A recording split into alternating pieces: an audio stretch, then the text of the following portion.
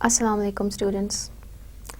As in the last few lectures, we have been discussing the idea of the linguistic stylistics with reference to its relevance and its significance for the study of stylistics.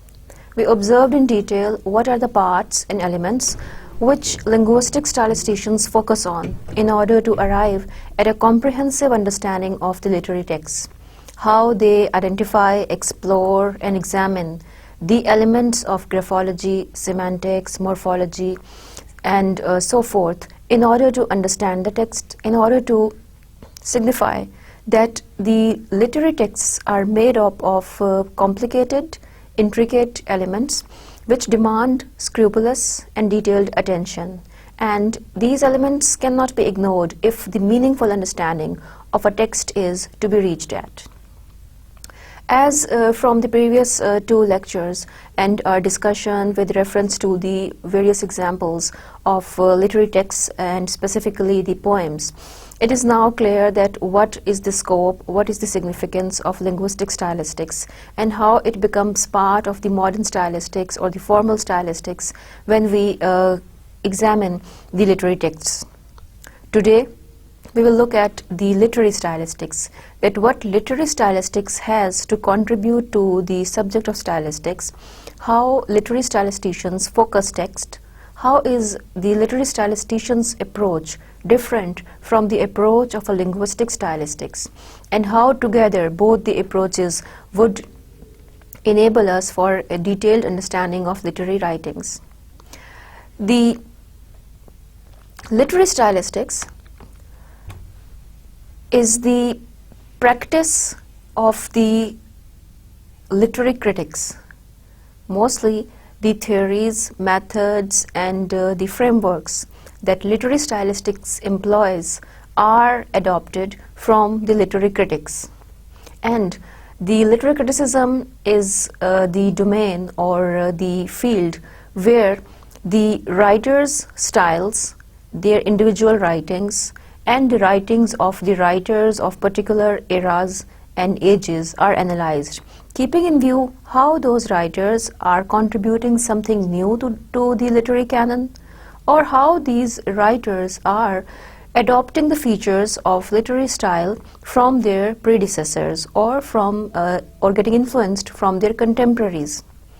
So, in this way, the approach of a literary critic is different from that of a linguist, because linguist focuses on language in order to arrive at meaning, whereas the literary critic focuses on the life, society, the meanings of words prevalent in a time, in an era or an age, in order to arrive at the understanding of literary works.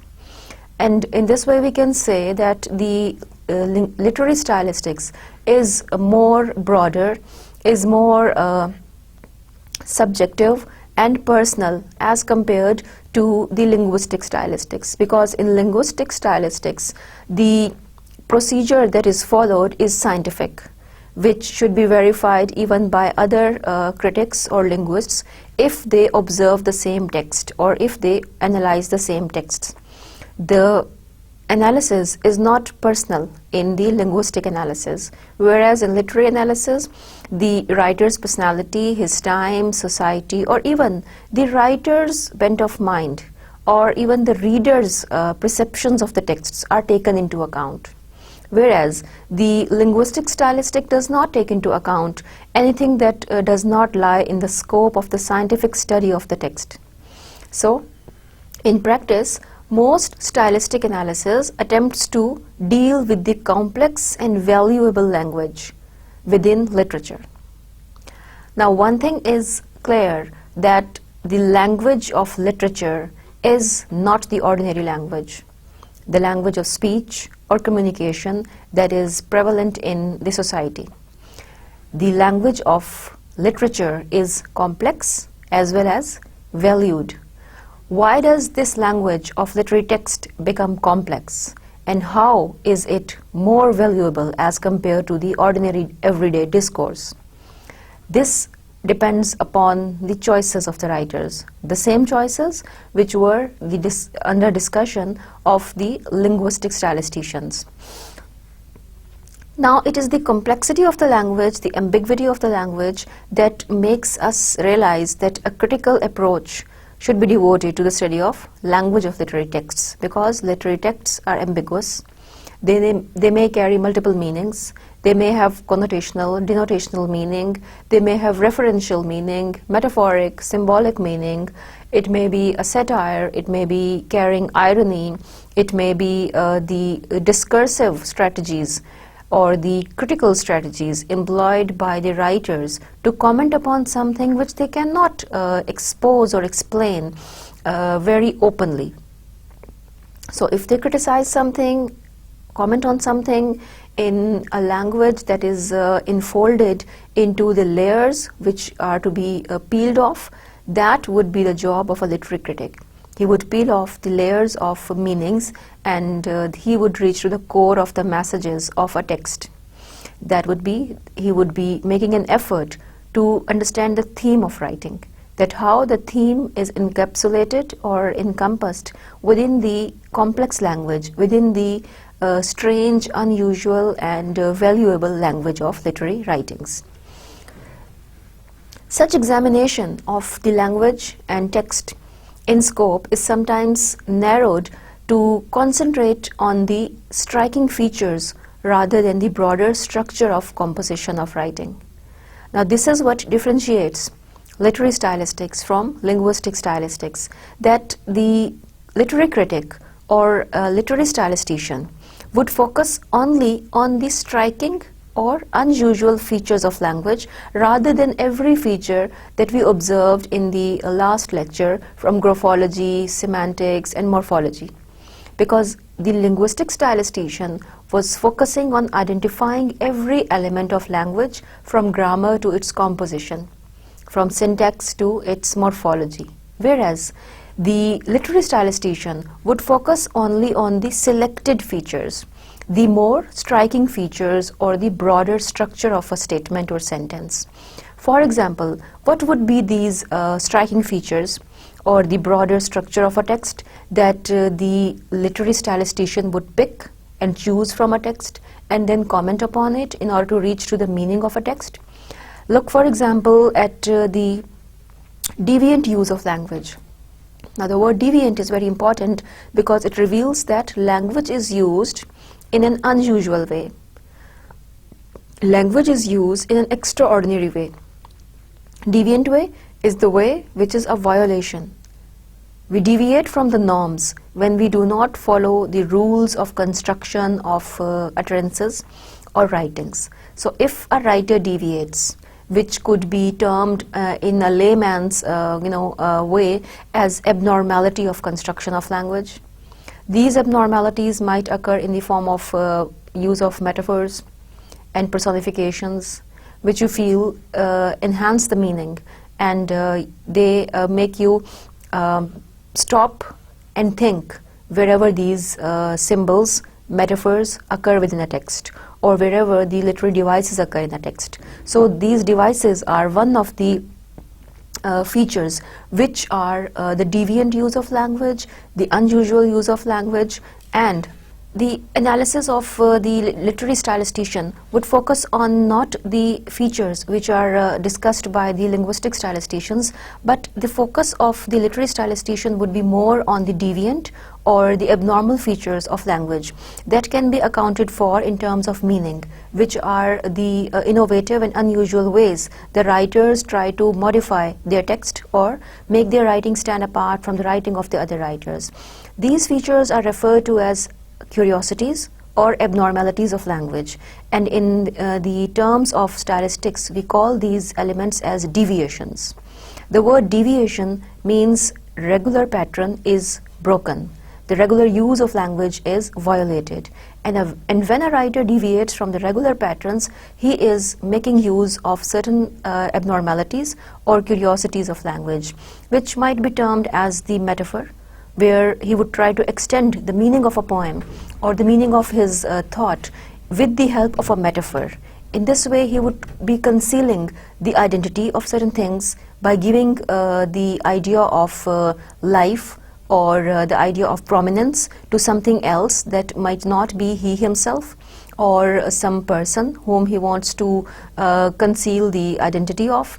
So in this way we see that the deviant use of language is one of the most significant features which a literary statistician would focus on.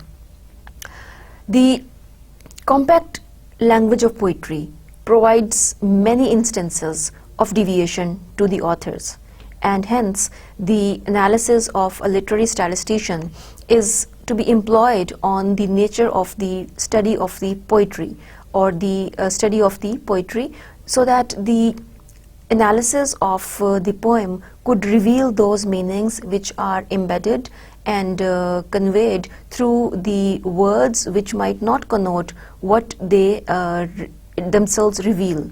So the associations of words with the use of the words, the connotations of the words, the deviant use of the words, the word coinage, and the extension of thought is all the domain of a literary statistician to explore. He is not concerned much with the structure. He is not concerned much with the form or style. The only thing that he focuses on is to arrive at a more comprehensive understanding of the meaning, and when this meaning could be aided by the use of deviations or the unusual use of language, this unusual use of language would be the primary focus of a literary statistician. Literary statistics is synonymous to literary criticism, as a critic focuses attention on the life of the author, the time of the author, the society of the author, the biographical information about his life, and then he, from the perspective of the reader, looks at the text. What meanings does the text connote to him? How does the text become significant in a particular time, era, or a situation? Is more personal and subjective analysis of a work. So the purpose of literary stylistics through this discussion, which starts from the point of view of arriving at the meaning of the text, is to explain the individual messages and to see what the writers convey to the reader. When we say that the literary texts are individual messages, we mean to say that they are the product of the thought and personality of an author. An individual author created a work which carry meanings within it, which have associations with the writer's personality, his time, his political, social, ideological, religious leanings. In this way, an individual message, a piece of literature, as a product of a writer's thoughts, feelings, emotions, experiences, is to be deciphered and understood from the perspective of a reader, so that the reader can find relevance of the text, the writer's thought, in the time in which he reads it. And also he can find relevance of the occurrences which occurred in the time of the writer, and what meanings those texts would carry to the people living in the time when the author wrote that text, and what meanings the text would carry to the people living in another time when the text would be read years later by the readers in many different contexts. So the job of a literary statistician is to decipher a message that is encoded in an unfamiliar way. In the literary writings, writers employ a way or a method to express something ordinary in an extraordinary way. That message is to be decoded. The thought might be something that we are familiar with, but the words in which that thought is conveyed may be unusual, strange, deviant, and maybe also striking too. The literary statistics also tries to study that how language expresses its meaning in communal terms. This means that when an individual author's point of view, idea, or feeling is understood, then we understand that idea of an individual author to give it relevance in terms of the meanings which are understood by the people living in a particular society. So, an individual author's idea is given public relevance as we begin to associate as a society, as a group, as people with a single author's point of view. For example, reading Hardy's novels, we feel that his pessimism, his approach about the meaninglessness of life is something that we share, is something that the society in the modern world too would share, despite its progress, despite its preoccupation with many indulgences which were not offered to the people of the time in which Hardy lived, or the Victorian England. Similarly, when we say that it expresses meaning in communal terms, the meaning in communal terms refers to this particular fact that the writer has conveyed a thought, an idea, or a meaning in a way which only a learned mind or a critical mind can understand. When a literary stylistician deciphers the writer's idea and brings it to light for the ordinary public and people, his explanation of a text is giving meaning in a way that could be understood by the society, which is a way of defining concepts, explaining concepts, and interpreting and evaluating those texts for the ordinary audience which were not able to understand the meanings which were encoded in deviant, strange, unusual, or complicated language. Literary stylistics also serves to provide relevance of a private message to the public. For example, a poet telling about his personal grief in a poem. He would be talking about the death, the loss, the suffering that he himself had undergone. Now, this is something private, something personal to the poet. What is the use, what is the significance of such a study if it is a writer's personal experience? Now, when a literary critic or a stylistician tries to interpret, decode, or decipher a personal account or a personal view of a writer, he tries to present this idea with which we as a reader or audience can associate, and we find relevance of the feelings which the poet had undergone with the feelings that we might have undergone when we had experienced the same thing. So the public is enlightened, or the audience is enlightened about the relevance, the utility, or the association of those experiences which are of individual authors. Now, how the author had the ability to convey something private and emotional which an ordinary person through words cannot explain. So we often find that we praise poets when we read their poetry for the sake of pleasure, for the sake of aesthetic pleasure. And we praise their expression on the account that they are gifted to express those feelings which lie deep in our heart or mind, and we are unable to convey the same feelings in as apt or intricate a manner as a writer or a poet has been blessed to.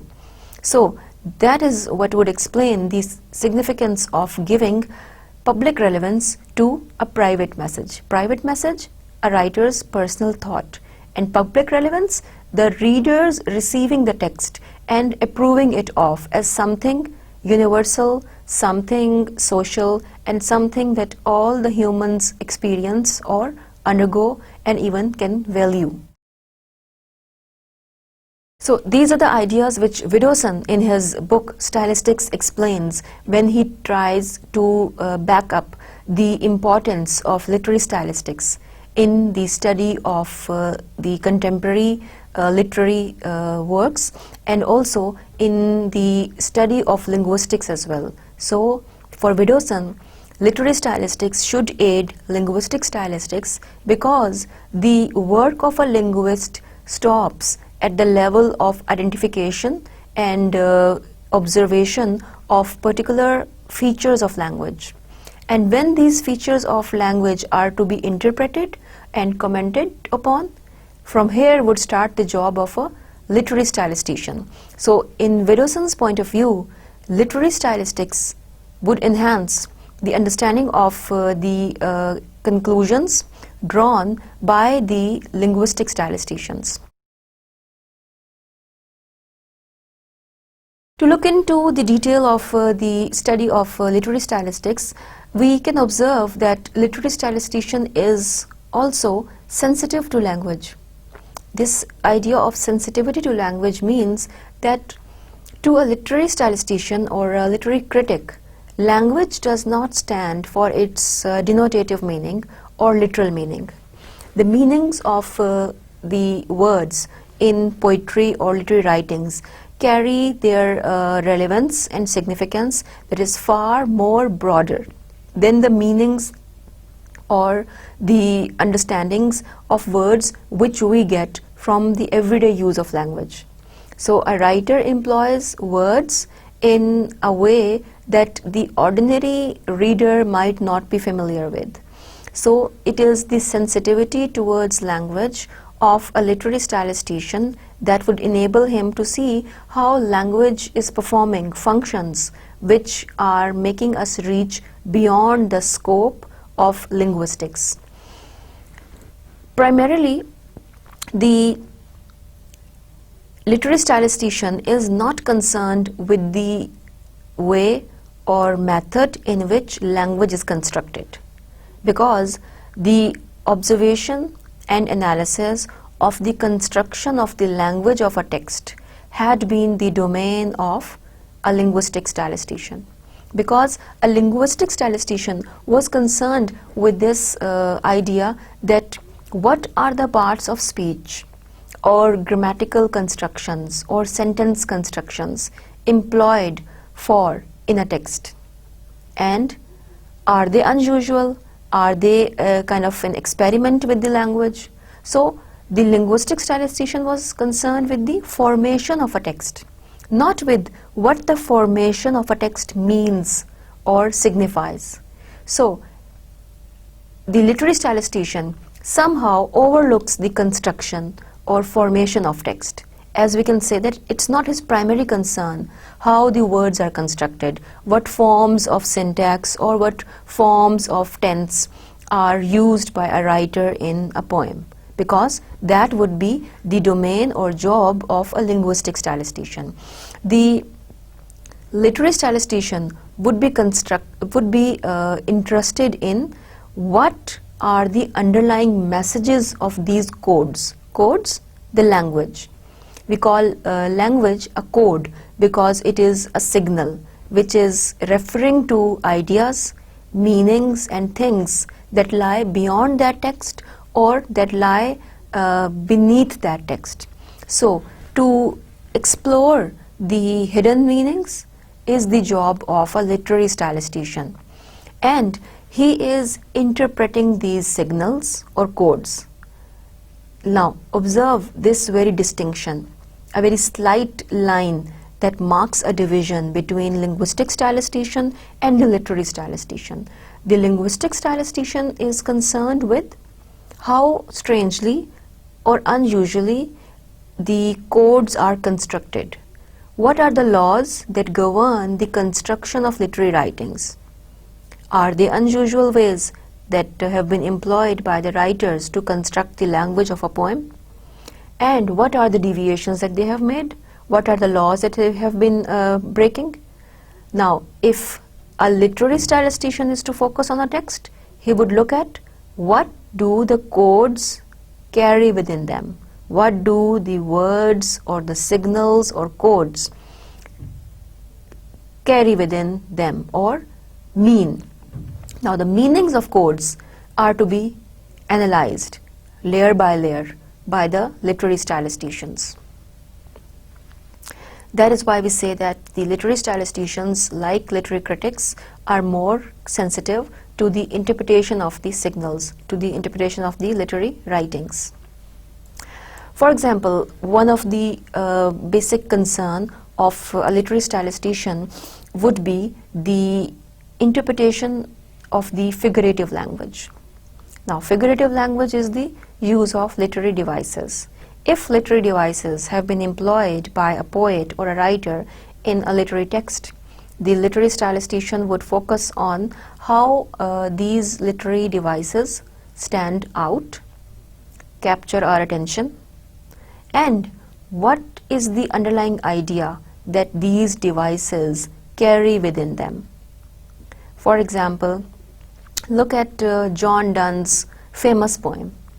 One of his famous poems, that is the poem called Valediction Forbidding Mourning, in which he makes use of a very celebrated conceit, that is the conceit of a compass.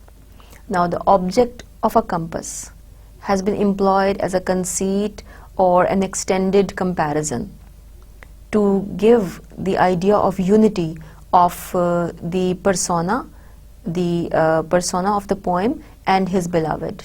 Now, Donne in his poem Valediction Forbidding Mourning states that the lover and the beloved are like the two legs of a compass. They are together, they are joined, and one stays firm on a single point, whereas the other makes a move or completes the circle. Now, for the second leg of a compass, it is not possible that it could complete a circle until the first leg stays firm at a single point. Now, the idea of the unity of the two lovers could have been presented by the very common metaphors or comparisons like the river or the bank of the river or the star or the moon. But now here we can see that Donne does not stick to such a conceit or a comparison which would be common, ordinary, and which could have been easily interpreted by the reader. Here, if an unusual figurative device, a device of comparison in the form of conceit of a compass is employed by John Donne, he has done so in order to make us stop and think. Now, we may forget the whole poem, but rarely would we forget the conceit or the figurative device used by the poet. And within that device of this conceit of a compass used to refer to the unity, love, and union of two lovers would be remembered as the distinctive quality of the poem, which is the very theme of the poem. That is the idea of the sincerity of the two lovers, that he as a lover demands it from the beloved. Now, this love poem, that is the poem of John Donne, Valediction Forbidding Mourning, is making use of the particular conceit of a compass, which stands apart from the rest of the poem and the rest of the construction within the poem, as well as it becomes an identity of the poet, as it distinguishes him among rest of the poets, as he is known as metaphysical poet because of the very quality of making use of conceits, which are figurative devices. So, through this example, I meant to explain to you that how the use of figurative devices would be the focal point when a literary critic or a literary stylistician would observe a text. So, overlooking the formation of the language or the parts and features of language, the literary stylistician picks up certain ambiguities, curiosities, abnormalities, and strange things in a language of a text, and then looks at the fact that how these abnormalities or deviations, how do they convey meaning, how they encompass within them the theme or the basic idea of the poem. And the analysis of these devices by the literary stylistician would clarify the meaning of the poem, and it would make the interpretation of the poem possible, which would have not been possible had we, as the literary stylisticians, ignored those devices or figurative speech. Another important issue that is dealt with in the study and analysis of literary texts by the literary statisticians is that they are concerned with the figurative language and also with the evocativeness of language, which characterizes the language. Evocativeness, that language would evoke a response, a feeling in a reader. Language has to be emotional. It has to be evocative as to persuade a reader, to convince a reader.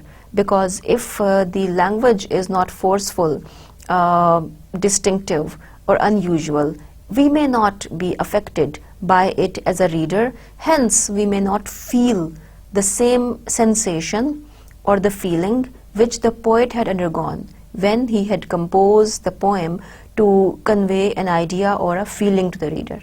Because after all, the literary critics or the literary statisticians value the aesthetic component or the aesthetic part of the text more than its scientific or grammatical formation. So if for a literary critic the text is the way or a mode of giving expression to our thoughts and feelings which are aesthetically presented, which are artfully presented to the reader, then the experience of gaining pleasure too is embedded in the artful devices like figurative language, metaphors, similes, personification, and so on. So from this example of the poem of the poem of John Donne, it is clear that what function a literary device that would be unusual, strange, and deviant would play in a literary text, and how a literary statistician would take it as a focal point of the poem, as a focal point of the text, and then focus his attention upon it in order to interpret and evaluate it, to associate and assign meanings to the text, because the poet has hidden the meanings within that device which the readers may not have been familiar with. The focus of the literary statistician is not the construction of the messages, and his interest in the interpretation and study of the text lies in the messages and the particular messages or instances of use. That is what has been termed by Widdowson as the primary concern of a literary statistician. That unlike a linguist, a literary statistician is concerned with the messages underlying the codes or the language of a text. And he focuses on the very fact that the beauty of language is enhanced by the unusualness of the use of language. And the beauty of language is how it is used to capture reality. That is the focal point of literary statistics.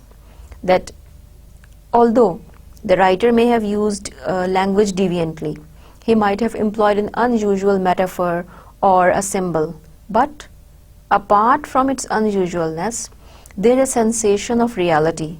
There is an image of real life or even real feeling that had been experienced, witnessed, and observed by the poet.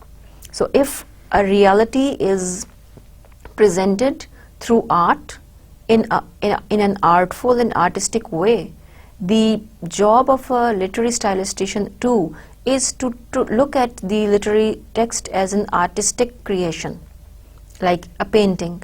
So when you have to enjoy viewing a painting or appreciating the artist's style, you not only observe what is it that the writer has painted, but you also look at the fact that what colors, what sort of materials have been employed by an artist. So it is the same activity like creation of a painting or an art, that is creation of the poetry too. So when poetry or literary texts in the form of prose, fiction, drama or novel is to be analyzed, it has to be kept in mind that which elements make it stand out and which elements enhance its beauty and its aesthetic appeal for the reader. And mostly the aesthetic appeal is added to a literary work through literary devices, use of imagery and the deviant way in which language is used. If the language of literary text had been the same as is the language of ordinary speech, then the reader would not enjoy it as a piece of artistry or a creation of an artist. The beauty of language lies in its use, because it is author's own style. It is author's distinct and particular style that the reader has developed a taste for. Knowing the names of particular artists and writers, you recognize with them particular qualities. For example, you remember a prose writer, Bacon, as a master of aphoristic style. You remember Swift, a master of satiric style. You remember Milton as master of epic and grand sublime style. You remember Shakespeare for his art of characterization and his use of imagery in his plays. Now, when we remember these artists, literary artists, with a particular quality that is the distinctive mark of their style, then a literary stylistician too would look for these distinctive marks of style within literary writings. Also, literary stylistics takes interpretation as its aim, and it is interested in finding out what aesthetic experiences or perception of reality a poem is attempting to convey to the reader. Now, the purpose of the literary stylistician is to interpret a text, to understand the meanings of a text. But the meanings of a text are not reached by ignoring the aesthetic qualities of a text, because the artistic merit of a text would even make the process of interpretation difficult. Because if a work of poetry or literature is abounding with literary devices or artistic abnormalities, it would make the job of a literary stylistician or literary critic far more difficult, because the literary stylistician or literary critic are now to focus on these details which are making the text appear unusual, strange, and different from ordinary speech or ordinary writing. Literary stylistics would be the observation of how a language system is used and how it serves as a means to an end. Now, this point signifies the idea that the linguistic stylistics would be an initial step to enter into the world of language, and then to explore the world of language or the world of texts and literary texts, we would rely on the knowledge and the explanations that are given by literary critics or literary stylisticians. So language is a means to an end, means the source that is employed or followed, and end the meaning. So to arrive at meaning, the literary stylistician cannot ignore language, but he would not indulge in the vigorous analysis of language. He would only indulge in analysis of such elements which signify, enhance the meaning of a text. So observe that the analysis of literary devices by a literary critic or a literary stylistician would encompass its focus on the connotations and denotations of the text or the words. He cannot ignore the rhythmic patterns and scheme of a text. He cannot ignore the figurative language, for example, use of similes, metaphors, personification, imagery.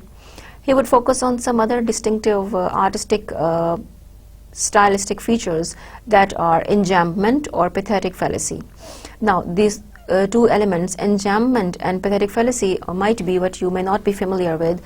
Enjambment might be, for example, the run-on line, or when a writer or a poet does not complete an idea within a single line of a poem, but lets it run through in the next line, then what is the purpose of the writers breaking an idea into two statements and then starting the next statement with the same idea and not finishing it within a single statement?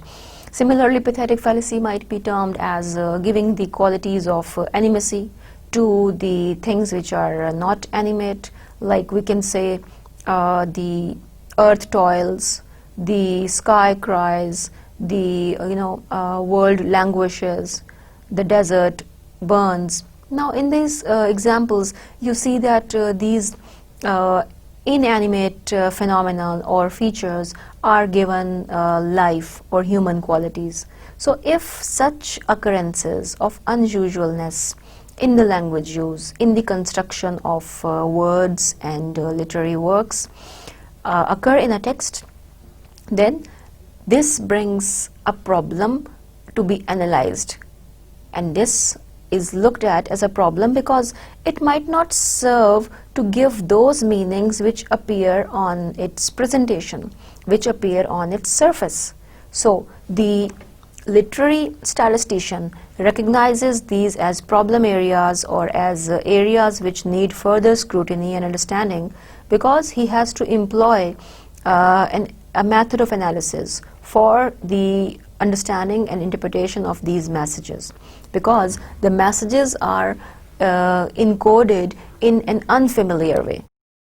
To understand the way that a writer would use either emotive language, evocative language, or an aesthetically appealing language, which is something that is done by a writer to give satisfaction to his aesthetic fulfillment, that is to convey feeling of or emotions to the reader in a way that would touch their emotions, that would touch their heart. This could be done by studying the example of John Donne's chunk of a poem. This chunk gives the description of beauty, and John Donne gives a very strange and unusual meaning to the idea of beauty because of his description that relies on emotional, evocative and emotive language. Observe these lines in which John Donne, defining beauty of a beloved, states, "Her pure and eloquent blood spoke in her cheeks, and so distinctly wrought that one might say her body thought."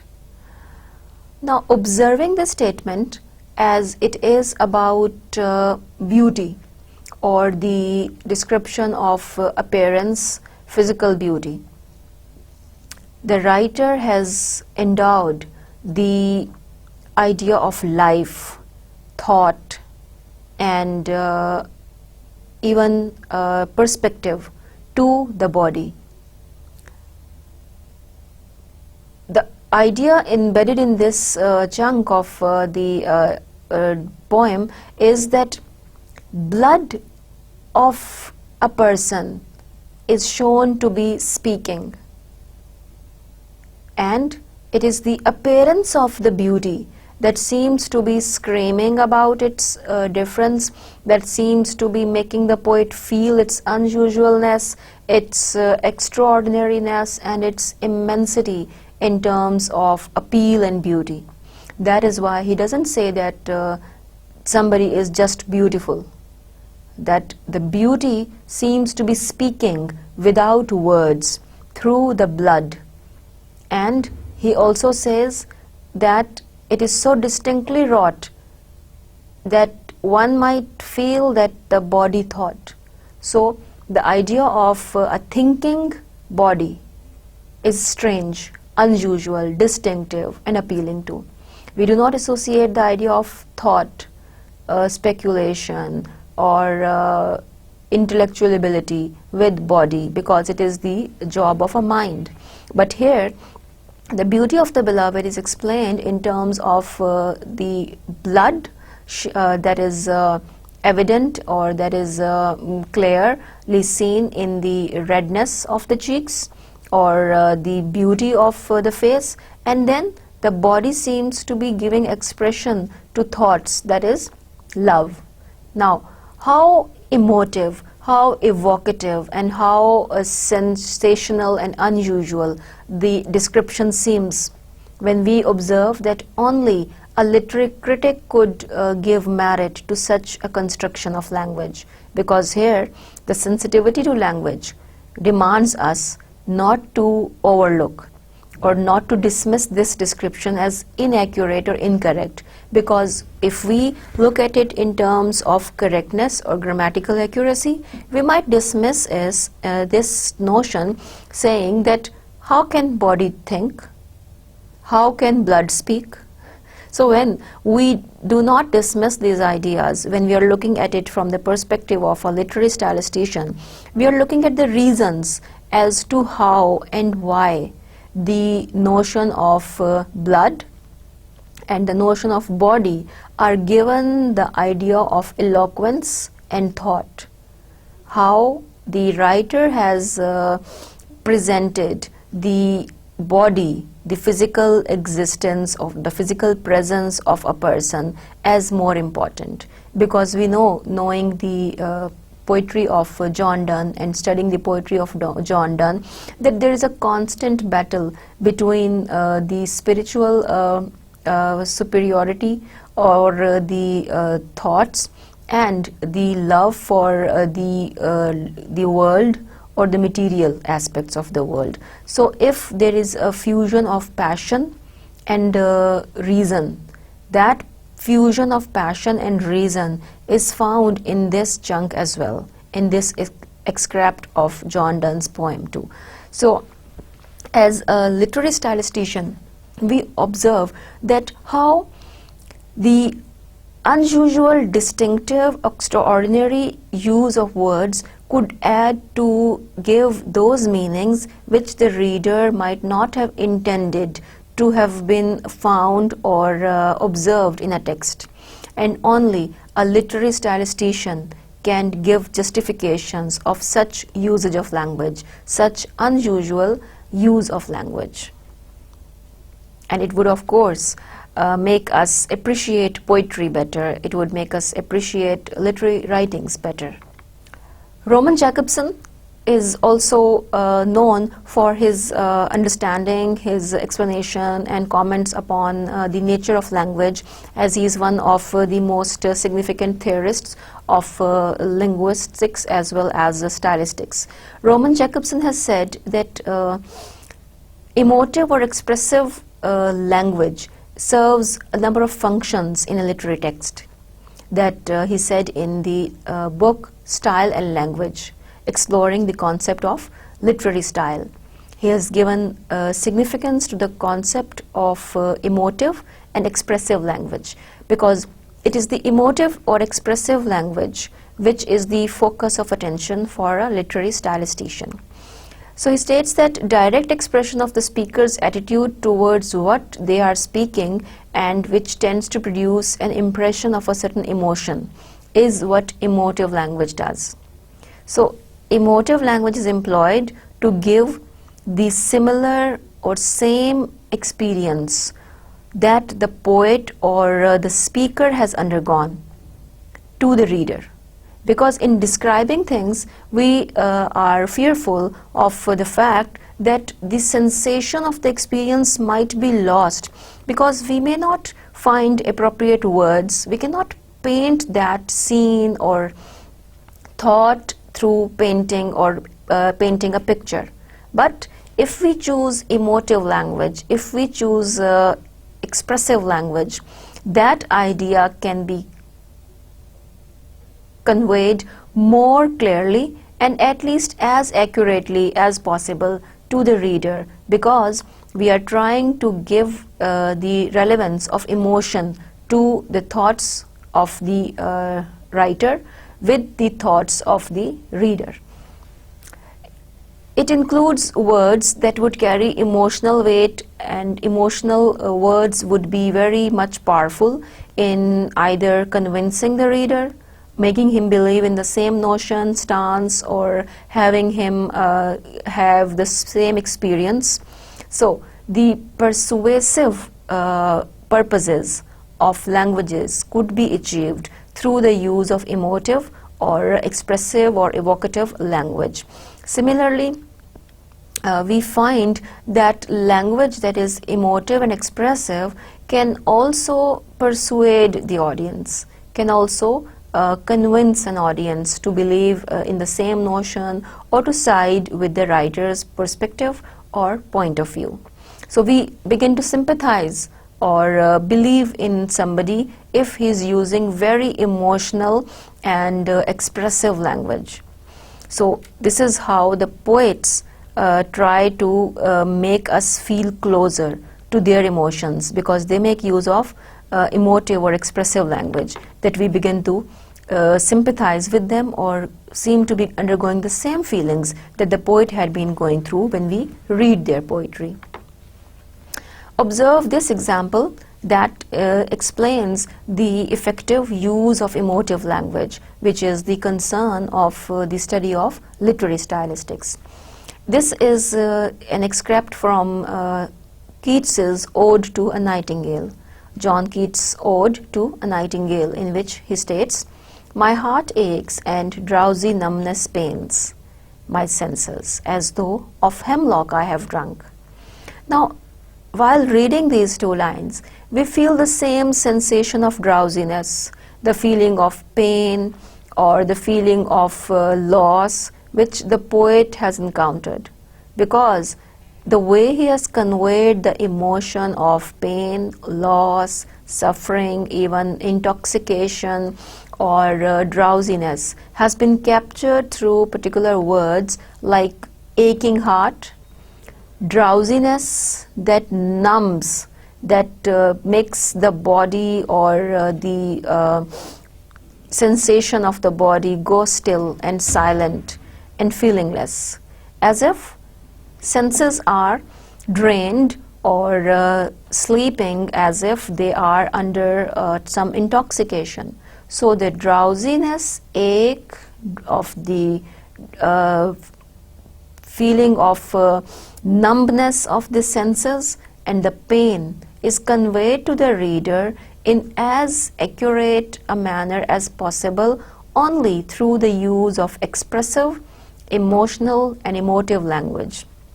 So this is the beauty of the emotive or expressive language, and the end or the objective of employing this language on part of the poet is to give accuracy in sensation or accuracy in rendering of experiences which might otherwise lose their intensity.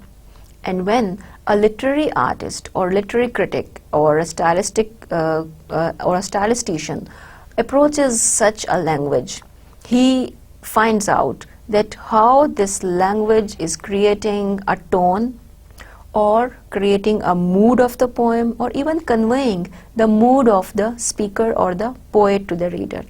And then how does it affect the reader? What responses, for example, feeling of sadness, loss, guilt, would be created in the reader's mind through the reading of the words which are emotive or expressive. Just the way we observed Keats's two lines that are from his poem Ode to a Nightingale, that the sensation of numbness, intoxication, pain is what we may not undergo as something that we have experienced, but only the poet has experienced it. But it is the emotive or emotional language of the poet that is making us come closer to feel the same sensation that the poet has felt at a point. Now, first example of emotive language was from literary writing that explained to you how Keats has enabled the reader to undergo the feeling without even having experienced it, only through the use and reading and perception of the words. Here, observe this example that is from a news report that is about a poor man's death. It states, "A poor old father of 3 died on the spot when a reckless rich boy lost control of his car."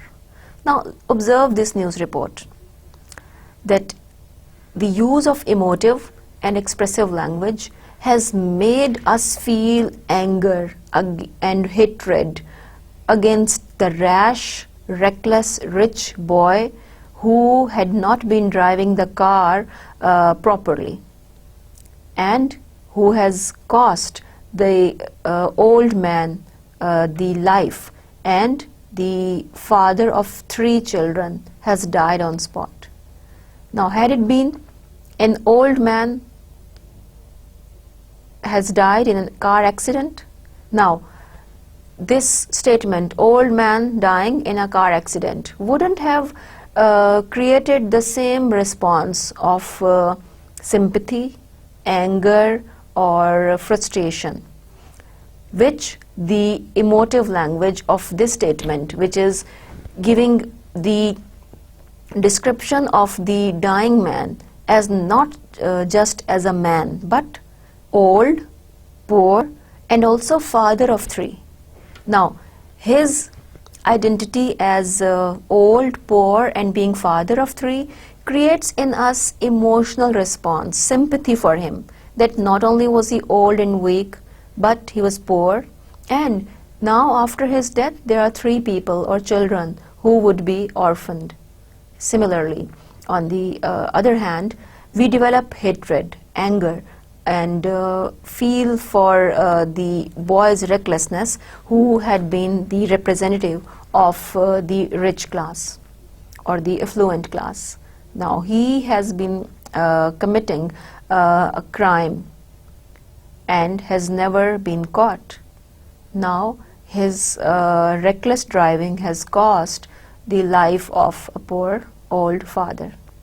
So see how emotive language plays its part in convincing the reader, in affecting the reader, and how it distinguishes or differentiates an expression from another. Just the way we looked at the expression that had it been an old man died in a car accident, we wouldn't have found it too effective. We wouldn't have stopped and thought about the poor man, what would have happened to his children or life of the people who are left behind. Nor would we have developed feeling of hatred, because car accident hasn't mentioned who killed the man. But here in this example, the boy has been referred to as a member of a rich class who is a reckless driver. Now we hate the rich for being unkind to poor. So it is possible through the emotive language that the writer has created that the reader develop a response and emotionally react to this news, which is the creation distinctive and unique on part of the writer.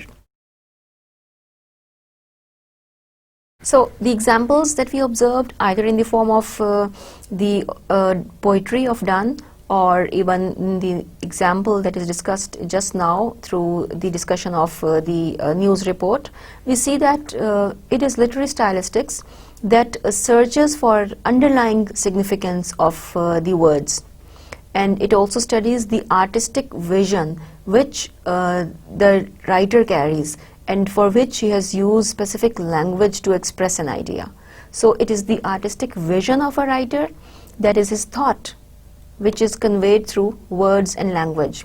And then this language is not ordinary language, or the language which is in practice, or maybe understood, spoken, and deciphered by ordinary people. This is the literary language, which operates on certain different codes and principles of construction. Hence, its interpretation and understanding is also possible by the close scrutiny which a literary statistician would pay to its unusual structure and construction. And all this exercise by a literary statistician is done for the sake of arriving at the meanings of those messages, because his purpose is interpretation of a text, not identification of elements of text. So that is why I'm repeating it again and again, that literary statistician is not identifying the elements to classify them.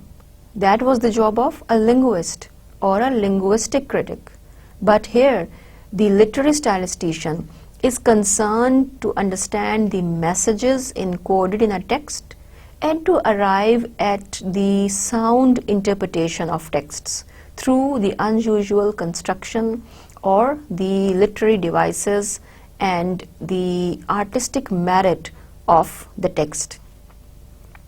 His analysis is based on the analysis of the significant features of style.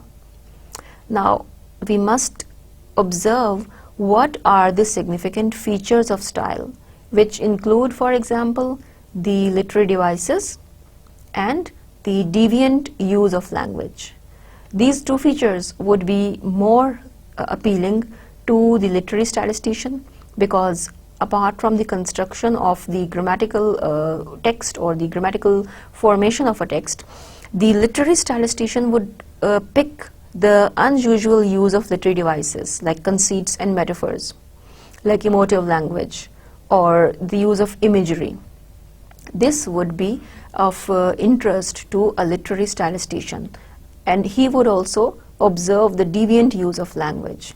For example, when we say that the literary statistician observes the deviant use of language, we can use this example from a text that states, "My aunt suffers from arthritis."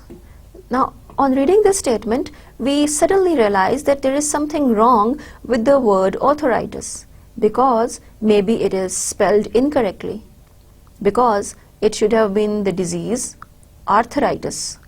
But here the writer hasn't used the word arthritis, the disease of joints, rather arthritis, which makes us sensitive to language.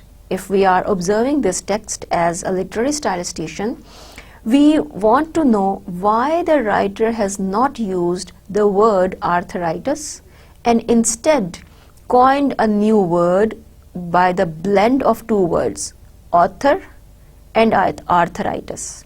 Author, the writer, and arthritis is the disease of joints. So if the poet says that aunt suffers from arthritis, here the speaker means to refer to the aunt's obsession with the writing, obsession with the activity of writing, as if it is a disease as complicated and painful as that of arthritis. So we see that how unusual and different the use of language is in this statement, where the word arthritis makes us focus our attention on the single word. We are amazed as a literary statistician that how the writer has experimented with the word formation, and he forms a new word by the combination of two words, and then renders a meaning that would not have been rendered as artistically, as beautifully as it is through the combination of two words, that is author and arthritis. And combining the both, he coined the word arthritis, which signifies the obsession of the aunt to the activity of writing, which is like killing her as a disease.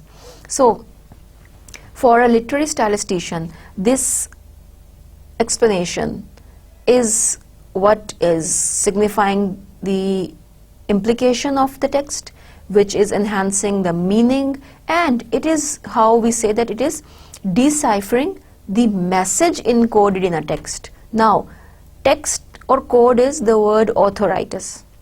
How we decipher the message? That the message given by author is that the aunt is suffering from the disease of writing rather than the disease of joints. So it is her obsession with writing that is not leaving her, as a disease of joints would not leave you without you get it cured. So that is how a literary statistician is concerned with the idea of exploring the messages and reaching to the meanings that are encoded in a text. Let us look from the perspective of a literary stylistician to the fact that how emotive language, deviant language enhances the meaning of words, which a literary stylistician pays attention to. Observe this phrase that is taken from Dylan Thomas's poem, and the phrase is "a grief ago." Now, coming across this statement, "a grief ago," we get a feeling of shock, and we see that there is something unusual, something that is not practiced usually in language. It should have been a year ago, a day ago, a week ago, but it can't be a grief ago.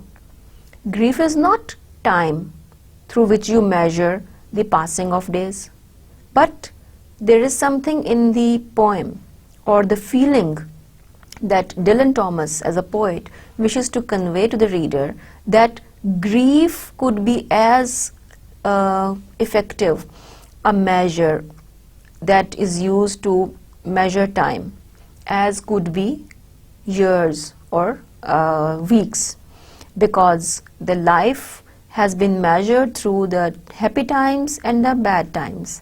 So he found the appropriateness of using the term grief ago instead of using the term a year ago. Observe the description that it is deviant. It deviates from the rules of collocation, that there are rules which justify the combination of one word with another. Now, you cannot measure time in this way. To measure time, you would use the word day, week, year, century, month, but not grief. So, this is an unusual expression. It is only combined with time or measurements. But to combine grief with time is deviation from the common or the regular use of the word.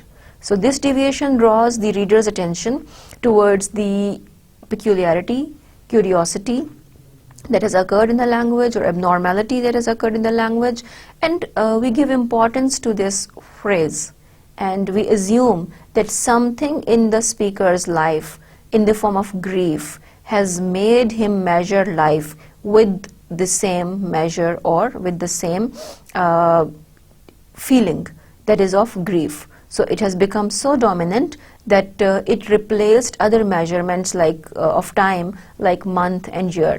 He had been for a longer duration in a state of grief that it became time for him. It became eternity for him. So this is how you observe that stylistician's approach would focus on the peculiarities of language, the abnormalities or unusual occurrences within the language, which would justify that how the understanding of these abnormalities or deviations would make us reach to those aspects of meanings of poems and writings which otherwise would have been ignored, because a linguist's interpretation would not lead you to as comprehensive a meaning of a text as possible, because he would just identify these elements. Then onwards, from identification to the process of reaching to the meaning, that would be the job of a literary critic, who would now be approaching text as the literary stylistician. Similarly, poetry and literary writing observes the use of poetic license. Poetic license is that writers have the license to break the rules. Mostly in poetry, writers can make irregular use of language or unusual use of language, which is done through poetic license. For example, another curiosity of language worth noting for the literary stylistician could be the inversion in the syntax. Observe this example that states that the king is real, or his stamped face contemplate. Now, this is again taken from John Donne's poem Canonization, where he states, "The king is real, or his face, or his stamped face, contemplate." Instead, the sentence or the statement in the poem should have been, "Contemplate, the king is real, or his stamped face." Now, this change in the syntax or placement of the word contemplate at the end of the sentence changes the formation of a sentence and also its emphasis. You emphasize on reading the text on the very word contemplate, but within the poem the word contemplate is put at the end rather than in the beginning, where in this statement you see the word king as more prominent, or the function of the text that could be seen to be placing the text in such a position where writer wants the reader to focus his attention on. So the art lies on the writer, that which parts of the text he would choose to signify, distinguish, and where does he want the reader to pay more attention. Here in this statement you can see that the king is real, or his stamped face, contemplate, and then contemplate, the king is real, for his stamped face. They both convey same meaning, but since the emphasis changes due to inversion in syntax, we realize that the word contemplate becomes prominent when it occurs in the next line after a little pause.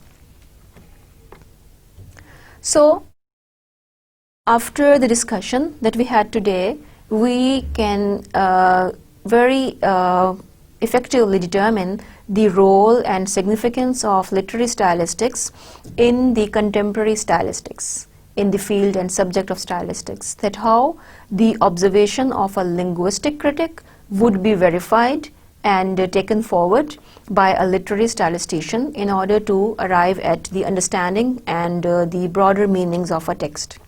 So, it is the stylistic effects and the functions by the features of the language that are to be objectively analyzed by a linguist, and then the comment upon these objectives or the functions as well as the features would be the job of a literary stylistician, who would enable us to arrive at a comprehensive understanding of meaning.